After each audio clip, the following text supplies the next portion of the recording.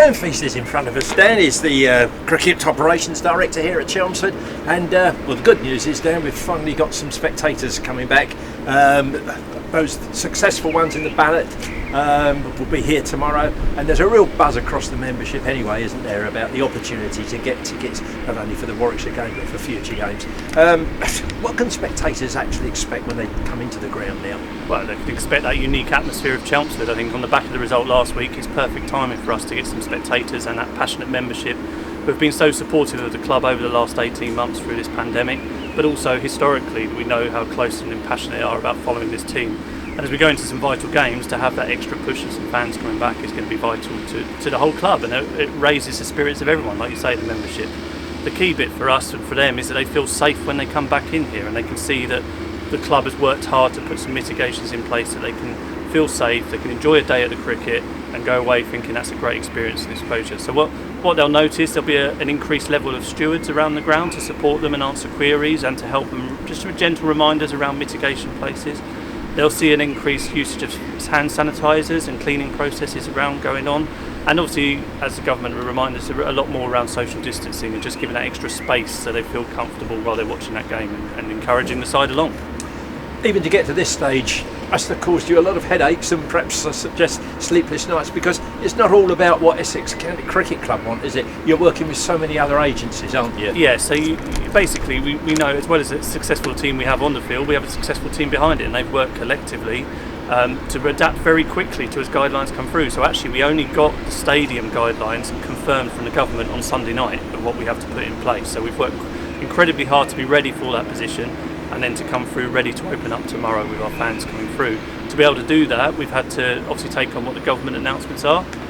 From there, we then have to work alongside the ECB in terms of what their requirements are for the players and the facilities in the areas, and the spectators will see the increased space that the players have got, as they probably have seen with other sports that have been on TV going through.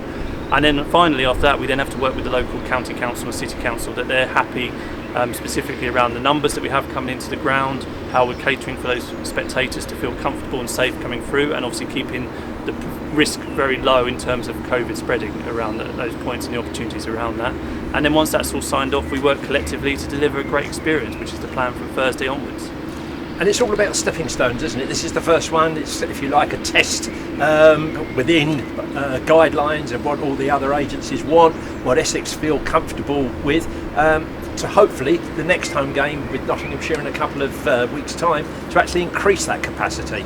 Yes, we have to show, one, that the spectators feel and the members feel comfortable coming back to the ground and they see that things have been put in place.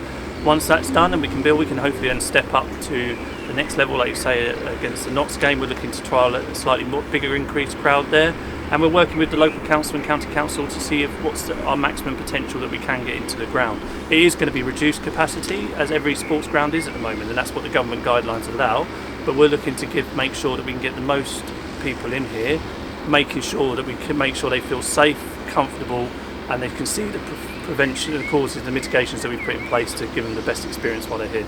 Beyond that, of course, we've got the blast, which is a favourite for Chelmsford crowds here on a Friday night, well, any night really. And I guess you're working towards that as well for the increased capacities, aren't you? Yeah, we know that that's vital, and it's an experience that everyone knows about in the south of England, if not across, that unique experience that you have here at Chelmsford. But we do have to fit within those guidelines, like I say, from 3 different agencies really, the government, the local authority and the ECB, to make sure that it is seen as a safe environment and a safe return coming back to the game, because actually what we want to make sure is we can keep going upwards rather than what we have to be prepared is at some points we might have to adapt and reduce the capacity as well.